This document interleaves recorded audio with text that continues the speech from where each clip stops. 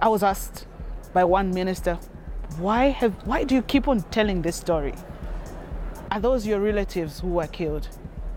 Then I said, if they were my relatives, or if they were not my relatives, don't you think you should do the right thing? Don't you think you need to at least accept your actions and be able to compensate them for what has happened? A life will not be brought back. Those lives will not be brought back. I had this horrifying experience when I was called by these people I would write stories about.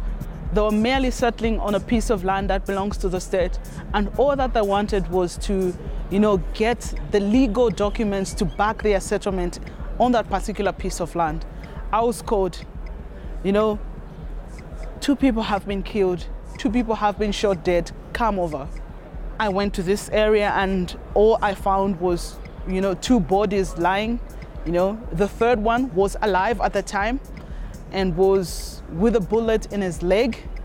The other one, his brains were all scattered because he was shot in the head. The other one was shot in the chest.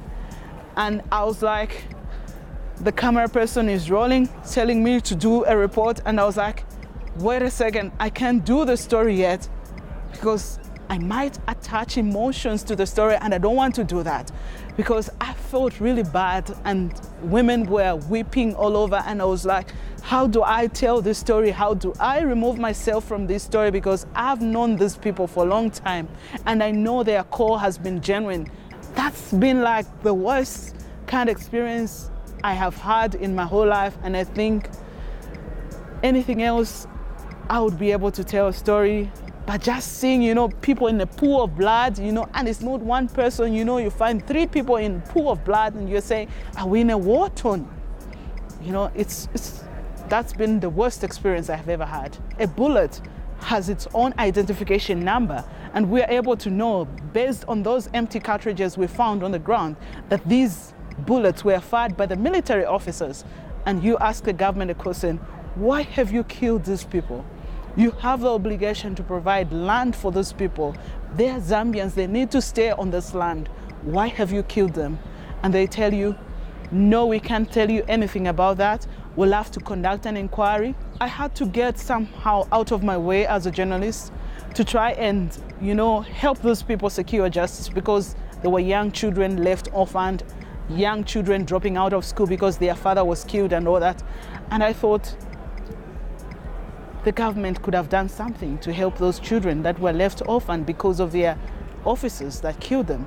I had to do more than 100 stories on that piece because I wanted the government to do something about it. I had to engage a few lawyers to try and sue the government for compensation on behalf of those people. It's not about just doing a story, but it's also trying to find solutions to a problem that has been created. And as long as you are not able to account for these things and provide solutions for the problem that you have created, then we'll continue telling the story because something has to be done.